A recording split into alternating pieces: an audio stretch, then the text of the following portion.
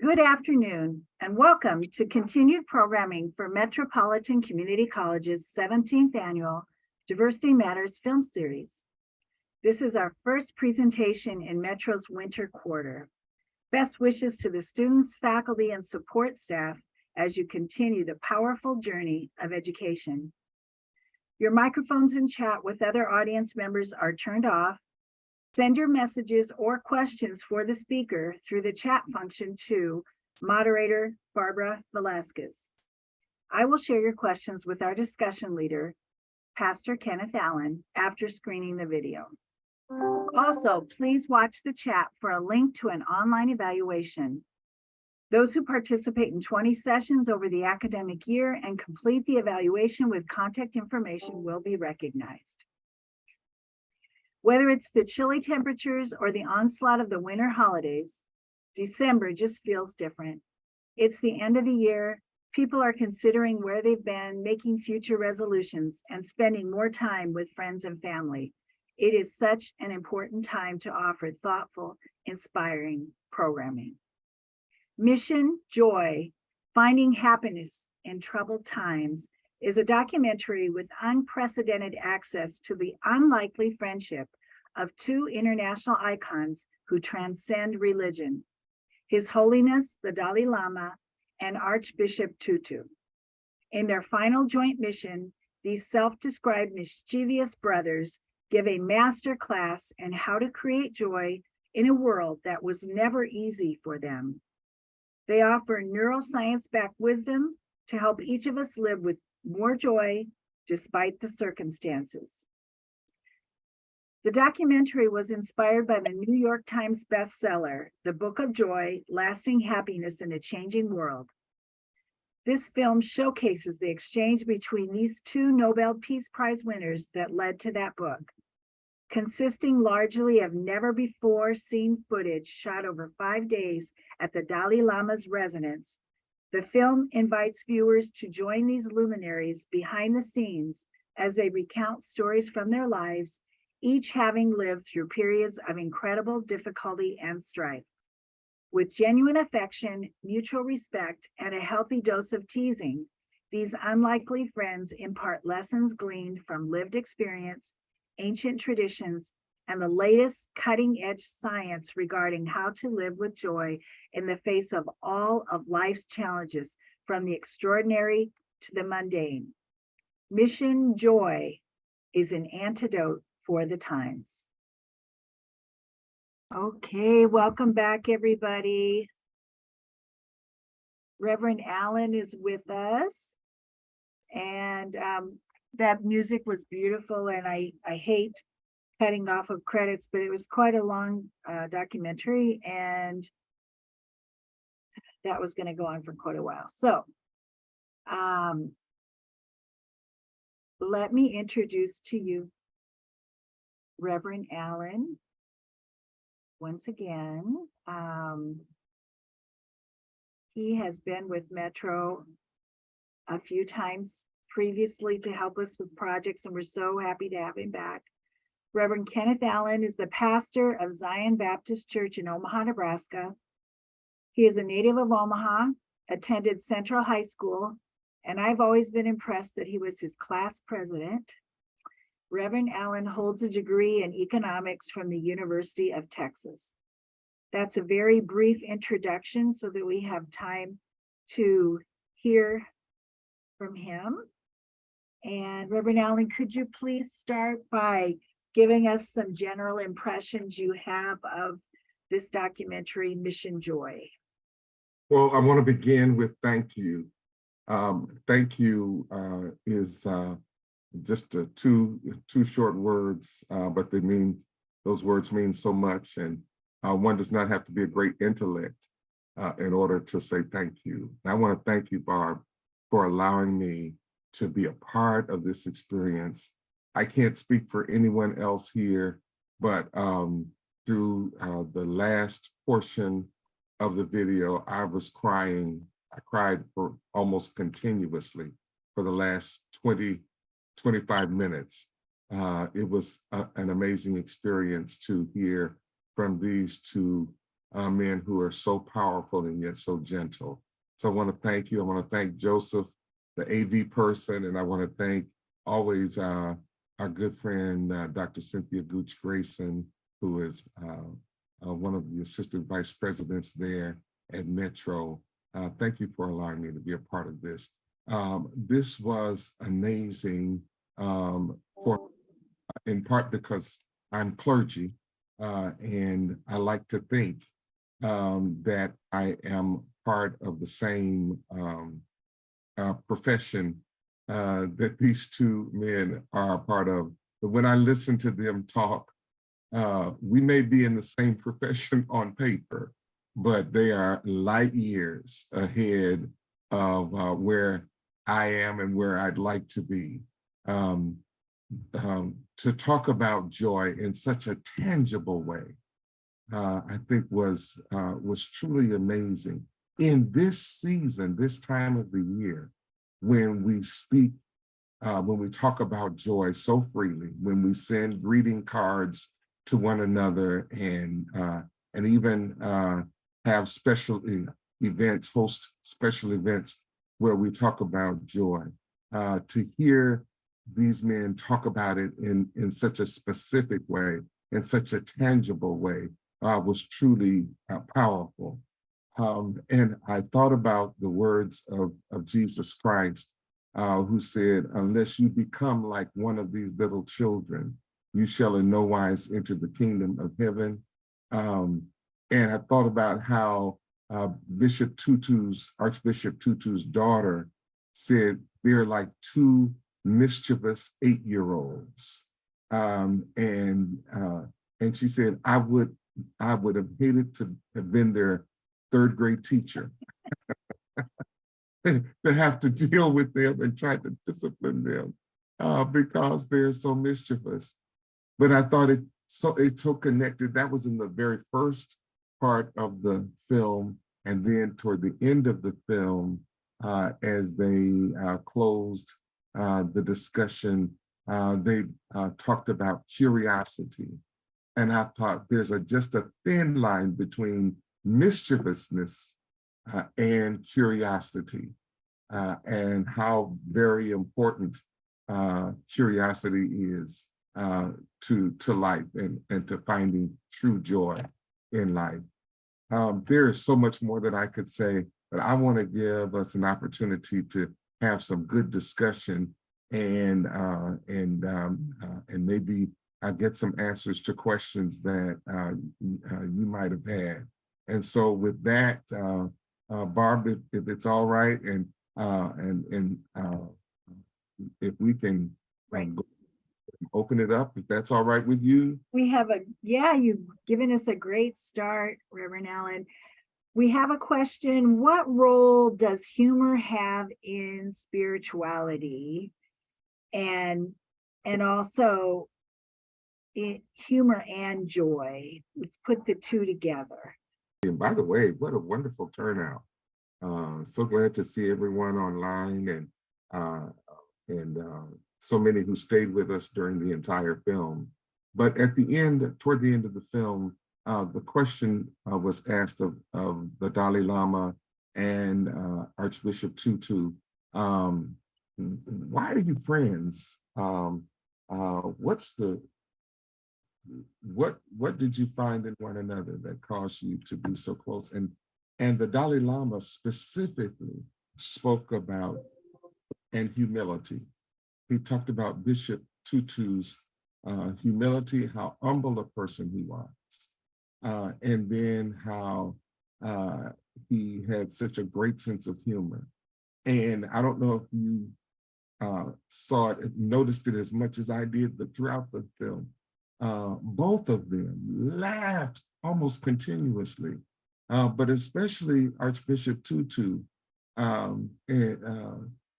was constantly laughing. And he has a unique laugh. It's a kind of a high-pitched laugh that really gets your attention. That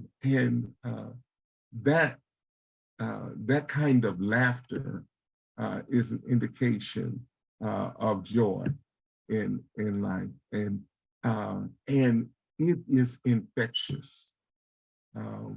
if somebody is laughing, I had a friend in seminary who could laugh about just about anything. In fact, one time we challenged him and we said, I bet you can't go 30 seconds without laughing. He said, yes, I can. And so there were 3 or 4 of us around, we were friends. And we said, okay, we said, we'll give you $10 if you can refrain from laughing. And about 5 seconds passed, then 10 seconds passed. And you could see his countenance change, and he was trying to hold it in. And finally, about 20 seconds later, he just started laughing. No one had said anything, no one had done anything. He just had laughter in his soul. And laughter is contagious. Humor is contagious.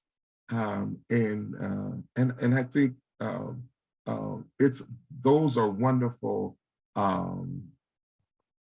spark plugs or that light the fire toward joy. And so those are some of my thoughts, just random thoughts, taking it from the conversation toward the end of the film, how much specifically the Dalai Lama focused on Bishop Tutu's humor, his sense of humor, and his humility. And you have to be humble in order to have a sense of humor, because quite often the one who is the victim of the joke, and that's the best word I can come up with now in this moment. The victim of the joke is often self. The funniest jokes are the jokes I make about myself, that we make about ourselves. And in order to do that, I mean, you have to be humble. You can't be so proud and so arrogant that you don't think you make mistakes, that you're always perfect and you're always right. That's so true. I'd like to ask the audience, who, after watching, this was 90 minutes long, it's one of the rather long documentaries we've shown, is there anybody out there who doesn't feel a bit more joyful? I mean, I think it just started in the beginning, and it kind of filled us up. You can, if you want to send any notes through the chat about that, if you want to talk, just let us know and we'll open your microphone. I know in the beginning, Reverend Allen, you and I talked about how neither of us were terribly familiar with either of these gentlemen. Yes. We were going to learn a lot more. From your perspective, what was the most surprising to you that you learned about them? I think in the case of the Dalai Lama, so much of his existence is shrouded in mystery. He was this film, to some extent, demystified him for me. A few years ago, I was the guest of Congressman Brad Ashford in Washington, D.C. at the National Day of Prayer. It's a huge breakfast attended by some 3,500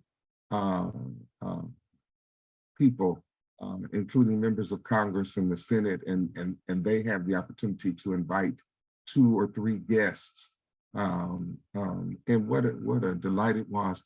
And the Dalai Lama was present. This was during the Obama administration. So that tells you it was a few years ago. But I didn't know very much at all about the Dalai Lama, but it was clear to me that he was a great man because of the way that people responded when it was announced that he was present. They had him to stand. He was so far across the room, I couldn't even, see him that well. But people were just impressed and grateful that he was there. And so I learned more about his background, learned about Tibet, I didn't know much about Tibet's history. And so this film gave me an introduction and has whet my appetite. And I'm going to do some more reading. Because I had said I was going to do some more reading back then. I came back to Omaha and got right to work in my regular routine and pushed those thoughts aside. But I'm going to do a little more reading about this man. What an interesting life he has had. And in the case of Archbishop Tutu, again, didn't know much about him, had heard of him, knew that he had received the Nobel Peace Prize, and that he was a man of peace, and a kind of Martin Luther King type figure for South Africa. But I didn't know how he was uniquely positioned to be able to speak out against apartheid when many of the other freedom fighters were in prison, had been in prison, like Nelson Mandela and others.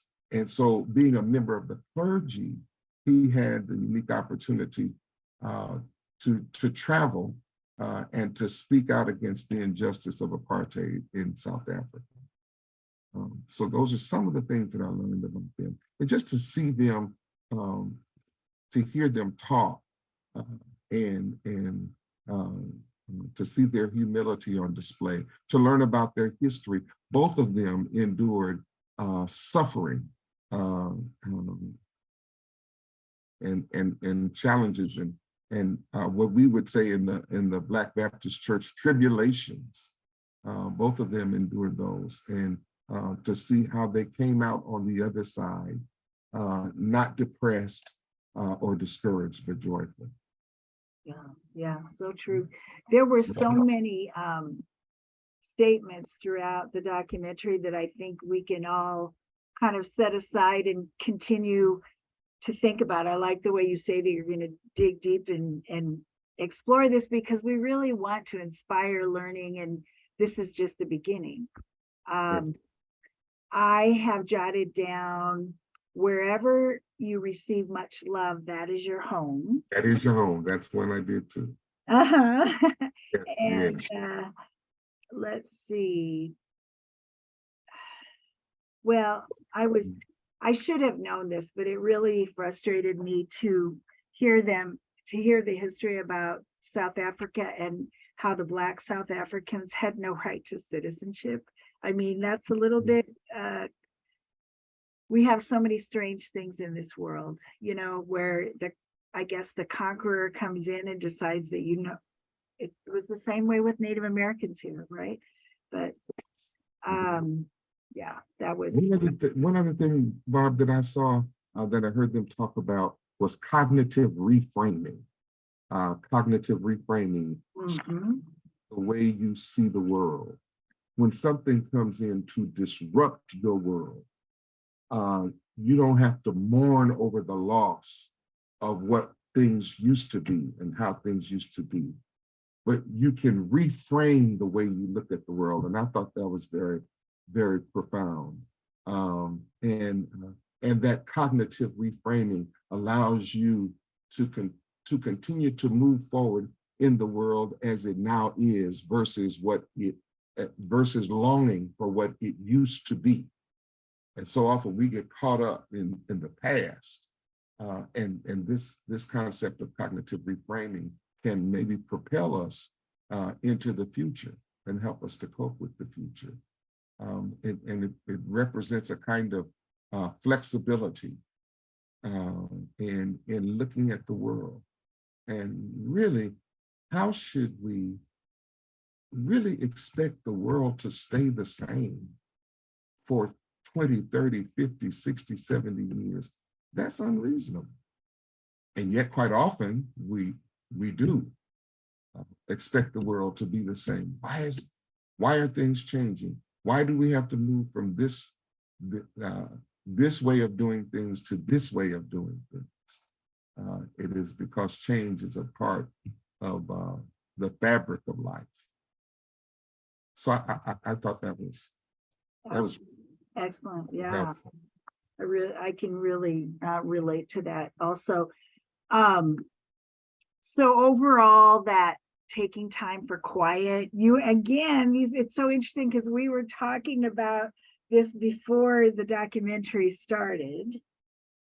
I don't know if you want to share your thoughts on double and triple tasking. Yes, we live in a world where if you're not multitasking, you are considered lazy. We live in a world where you are not expected to do just one thing at a time. You are expected to do 2 or 3 things at a time. And so you have on this forum, this discussion that we're now having, and while this is going on, you're cooking dinner. and while you're cooking dinner, and while you're watching this forum and engaged in this forum, then you have a load of clothes on in the washer. If you're at work, you're signing documents, drafting letters, and listening to this discussion. But if you, in modern society, if you are not multitasking, we think that you're not, that somehow you're lazy, or you're not doing what you should be doing. And so to hear them talk about prayer and meditation in such a simple and profound way was helpful to me. And I think to many of us, it would be helpful for us to take not 10 minutes or 15 minutes, the way, now they never established how much time in each day they spent in prayer and meditation, but it was clear that they spent a considerable amount of time each day in prayer and meditation. And so we have to ask ourselves, what would it take for us to be able to do that? And I see that Terry Nip has her hand. Is that? No, I thought this was such a valuable documentary to share in between Thanksgiving and and Christmas. But one of the things I thought was so important was just focusing in on the value, the importance of humor. Because right now, you know, throughout our country and in many places in the world, people are so serious and they're so angry at each other and they can't hear each other and they have knee-jerk reactions to things that other people have to say. And that if we could calm down and take a breath and find a way to have humor in our interactions, then you can start to listen to each other. Mm-hmm. And that's, you know, and it just reminds me to not to worry so much about being so serious about, you know, issues that I think are really important, but to also just enjoy life and enjoy people around me. And that maybe by finding humor, you can find new paths to communication and some, you know, and an ability to maybe give grace to each other. Absolutely. And as I said earlier, laughter just is it. You can't help but laugh when somebody else is laughing. So many times, Archbishop Tutu started laughing, and you wonder, why is he laughing? Where did he just there was something bubbling up inside him. It was clear that he was laughing at some thought or idea that he was entertaining at the moment. And I think if we can find within ourselves the capacity to be able to laugh at those inner thoughts, we've taken great strides. And you're right, Terry. This is such from Thanksgiving, Christmas, and New Year's. This is a serious time. I got to get my shopping done. I've got 5 more gifts I have to purchase. I have to look for the sales. I have to find this. I have to go on Amazon and find this. And then for us as pastors, well, Christmas and New Year's this year are on Sunday. And that may not mean very much to some people, but that's big for us as pastors. And so we're moving around. We're gotta get this done, gotta get this done. And if we can take some time to just sit back and laugh and enjoy the moment, and even sometimes look at how absurd things can be, I think we would go a long way toward improving our mental health. And I don't know if anybody else was impressed in the discussion about science and the research that was being done, and how joy and laughter and humor and kindness affect our condition. That there's really some might not call it hard science, they might call it soft science, but there is science to back up the idea that joy, that meditation, that prayer gives us the capacity to maintain during times of anticipated pain. Because that's what was so interesting. Just when they heard that high-pitched sound, because that was the signal that pain was on the way, they immediately started acting as if the pain was present. Whereas those who were consistent in prayer and meditation, when they heard the high-pitched sound, they did not react until the pain, of course, you react to the pain, but only when the pain shows up, not in anticipation of the pain.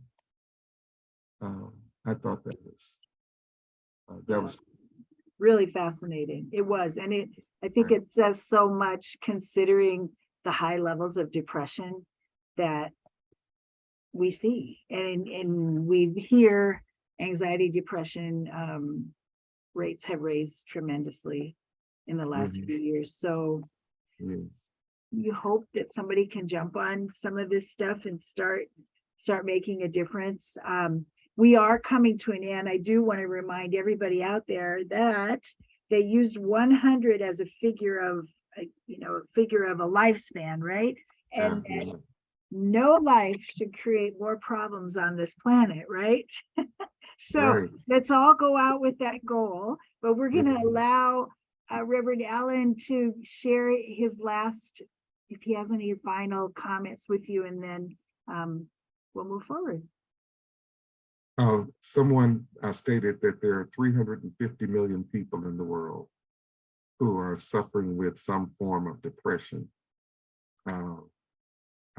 That number struck me because that's larger than the population of the United States of America. If you could imagine every single person in America suffering from depression. And so this lesson that we've learned today about joy and how to cultivate and continue in the spirit of joy, I think is so important and so needed. I know if you're like me, you might have enjoyed seeing this film 2 or 3 more times to really soak up everything that was said and shared. But I'm going to try to find the book. I'm going to try to read that book. I'm going to read that book. And let's decide that we will become ambassadors of joy during this season of joy.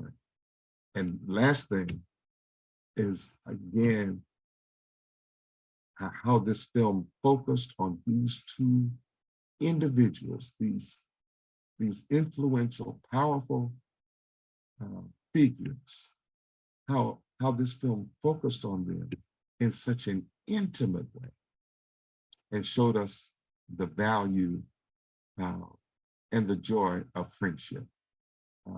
I'll never forget this. And I want to thank you for allowing me, Barb, to be a part of this experience today. God bless you all. Thank you. Thank you so much. What a joy to be together with everybody. And Joe is going to put up a slide to remind you that we very much would like your feedback on evaluation. We're so thankful to Reverend Allen. In fact, I want to let you know he jumped into this at the last minute because the distribution company offered this as a complimentary viewing during the month of December. So it all happened really quickly. If you wonder why you didn't hear about it previously, we're thankful to them, and we're thankful to Reverend Allen for agreeing to lead. We have more coming up this week. Before we go to the slide that's in front of you, I would like to say that if you enjoyed what you heard today, I was struck by how there are commonalities with the book series discussion we have on Wednesday that will start at 10:30. It's called Native Presence and Sovereignty in College. And it talks about experiences that 10 Navajo students had when they prepared for and then entered their university experiences. And there are many Navajo traditions that are outlined and described, and there's a lot of similarities with what we heard from Desmond Tutu and the Dalai Lama. So I think it would be fascinating for you to kind of tie those together. So, but before we get to that, tomorrow, we're excited to show Farmsteaders, which is a documentary that helps us to see the challenges that rural farmers, specifically family farmers, have in surviving. And we're really excited that Art Tandra, who lives just a bit north of the Fort Omaha campus, his wife is Helen. If some of you may have known her when she worked here in financial aid. Art is well known as a retired educator, a farmer. He fought the Keystone Pipeline and is highly regarded by people in the circles of that challenge. And he's received lifetime awards for his very humble work. And they're standing in a cornfield. They plant Ponca sacred corn on their land and allow the Ponca tribe to come in and work with them on that. And so we're really excited about tomorrow. That's 12:30. Looking forward to joining you. And everybody have a good afternoon. Thank you again, Reverend Allen. It's so good to see you. Thank you. Thank you. Good to see you too, Barb. Thank you.